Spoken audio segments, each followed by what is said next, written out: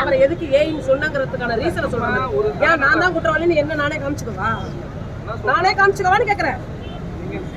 அப்புறம் என்ன வாங்க, அது அவங்களோட ஃபுட் சேஃப்டி ஆபீசர் இருக்காங்க. எல்லா கடையும் போணும், எல்லா கடையும் பண்ணுவாங்க சார். எல்லா கடையும் பண்ணுவாங்க. மயிலாடுதுறையில எந்த உணவகத்திலையும் இன்னைக்கு எதுவுமே ஆய்வு நடக்குது, அது உண்மை. ஆனா திடீர்னு இந்த கடையில மட்டும் ஆய்வு நடத்தி எங்களுக்கு ஒரு கம்ப்ளைண்ட் வந்துச்சுன்னா நாங்க செய்யறதுக்கு எங்களுக்கு சட்டத்துல இடம் இருக்கு சார். எங்களுக்கு ஒரு கம்ப்ளைண்ட் வருது, எங்களுக்கு ஒரு கம்ப்ளைண்ட் வருதுன்னா ஒரு பிசினஸ் நடக்கக்கூடிய அப்படி எல்லாம் கிடையாது சார். எங்களுக்கு ஒரு கம்ப்ளைண்ட் வருதுன்னா சர்ப்ரைஸ் செக் பண்றதுக்கு எங்களுக்கு ரைட்ஸ் உண்டு சட்டத்துல. அது செய்யதான் செய்வாங்க. இது அநீதியா நடக்குது மேடம், அதுக்காக நான் போராட்டம் நடத்துறோம்.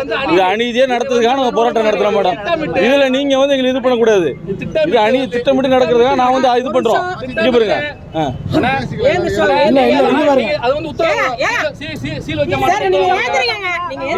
சட்டப்பிரகாரம் நடவடிக்கை எடுங்க மேடம். அதை எதுவும் சொல்லல.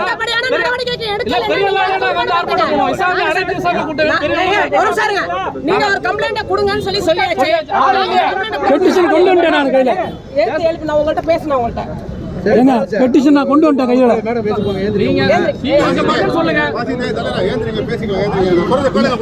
இல்ல சார், சீல் வைக்க கூடாது சார். சீல் வைக்க கூடாது சார். சீல் வைக்க கூடாது. என்ன செஞ்சிருக்கோம்? எதுக்கு சீல் வைக்கணும் சொல்லுங்க சார். தரமற்ற உணவுகள் விக்கிறதாவும் பழைய கறிகளை வச்சு விக்கிறதாவும் கம்ப்ளைண்ட் தான். அவங்க சர்ச் பண்ணதா செய்வாங்க. சட்டத்துல உள்ள இடத்துக்கு கம்ப்ளைண்ட் கண்டிப்பா செய்யுங்க. வேணா சொல்றேன். துளுக்க பெருங்க இவ்வளவு ஜாஸ்தியான்னு கேட்கலாமா? அப்ப கேட்கலாமா சார்? ஒரு கவர்மெண்ட் சர்வன்ட் அப்ப கேட்கலாமா? நீங்க கேளுங்க. ஒரு ஆளை பத்தி ஜாதி சொல்லி பேசலாமா? ஒரு நிமிஷம். கவர்மெண்ட் சர்வன்ட்டே கொலை பண்ணிடுவேன்னு சொல்லி சொன்னா அவங்க என்ன குடும்ப பையன் சொல்லும்போது ஒரு மதத்தை பத்தி பேசலாம் மேடம்.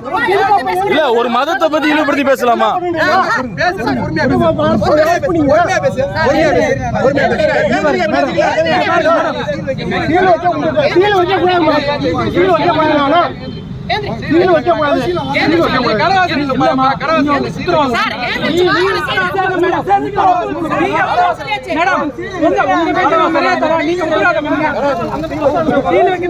உங்க பேச்சு நாங்க மரியாதை தரோம்.